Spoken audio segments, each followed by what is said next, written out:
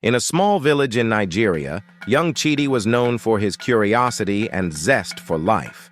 But Chidi's parents, who worked tirelessly from dawn to dusk, struggled to keep up with his boundless energy and endless questions. One day, the village elder, wise old Nkem, noticed Chidi wandering alone and decided to intervene. "Chidi," Nkem said with a warm smile, "you are like a young tree that needs many hands to help it grow tall and strong." Nkem gathered the villagers and shared stories, wisdom, and skills with Chidi, each person contributing their unique knowledge and love. Soon, Chidi was surrounded by a supportive community, learning and thriving beyond his family's means.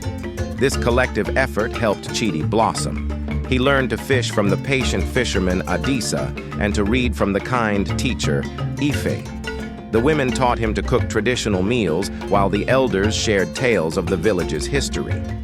Chidi's growth was not only his own, but a testament to the community's unity and shared values.